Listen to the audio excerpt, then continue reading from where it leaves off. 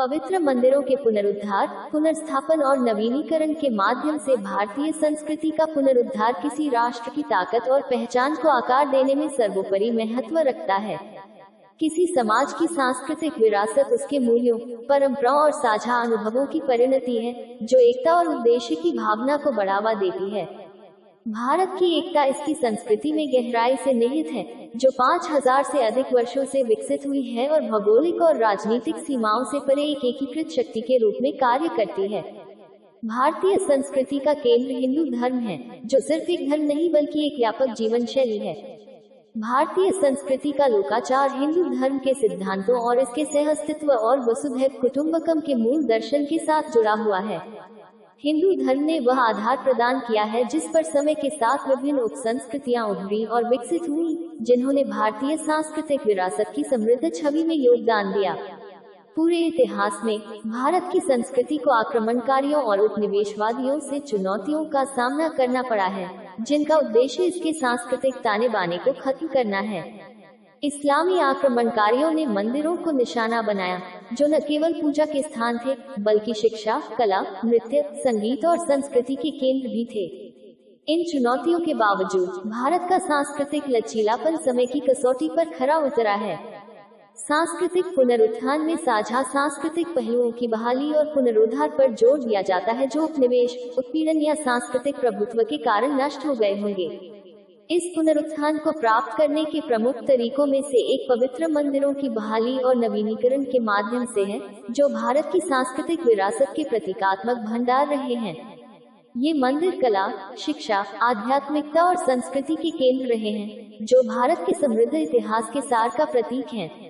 मध्ययुगीन काल के दौरान भारतीय संस्कृति को आदि शंकराचार्य द्वारा पुनर्जीवित किया गया था, जिन्होंने बद्रीनाथ, रामेश्वरम, द्वारका और पुरी नामक 4 धामों का अभिषेक किया था। भारत के चारों कोनों में देश की सांस्कृतिक एकता और अखंडता अंतर्निहित है। हाल के दिनों में प्रधानमंत्री नरेंद्र मोदी के नेतृत्व में सांस्कृतिक जागृति द्वारा संचालित इन मंदिरों को पुनर्जीवित और पुनर्स्थापित करने के लिए एक ठोस प्रयास किया गया है। अयोध्या में राम मंदिर का निर्माण और काशी विश्वनाथ कॉरिडोर, उज्जैन में महाकाल, केदारनाथ सौंदर्यीकरण और ऐसी कई परियोजनाएं इन प्रयासों का उदाहरण हैं। ये परियोजनाएं धार्मिक महत्व से परे हैं, वे सांस्कृतिक राष्ट्रवाद और गौरव के पुनरुत्थान का प्रतीक हैं। मंदिरों का पुनरुद्धार सांस्कृतिक पुनरुत्थान के लिए आधारशिला के रूप में कार्य करता है, जो भारत की सांस्कृतिक पहचान के स्तंभ के रूप में कार्य करता है। ये पहलें न केवल भौतिक संरचनाओं को पुनर्स्थापित करती हैं, बल्कि उनमें निहित सांस्कृतिक भावना को भी पुनर्जीवित करती हैं। पीएम मोदी का नेतृत्व सांस्कृतिक पुनर्जागरण को बढ़ावा देने, लोगों को उनकी विरासत से दोबारा जोड़ने में सहायक रहा है।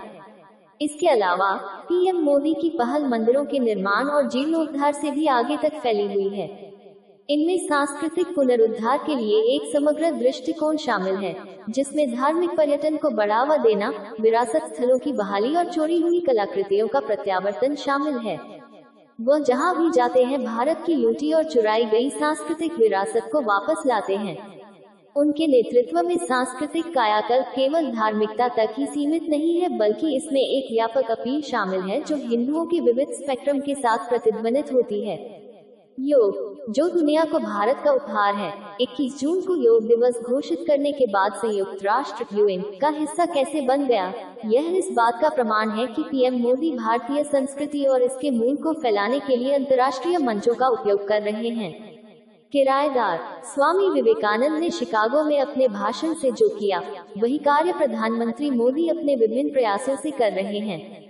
संक्षेप में, पवित्र मंदिरों के पुनरुद्धार, पुनर्स्थापन और नवीनीकरण के माध्यम से भारतीय संस्कृति का पुनरुद्धार देश की समृद्ध विरासत को पुनर्जीवित करने का एक बहुआयामी प्रयास है। पीएम मोदी के नेतृत्व ने इस सांस्कृतिक पुनरुत्थान में महत्वपूर्ण भूमिका निभाई है। सांस्कृतिक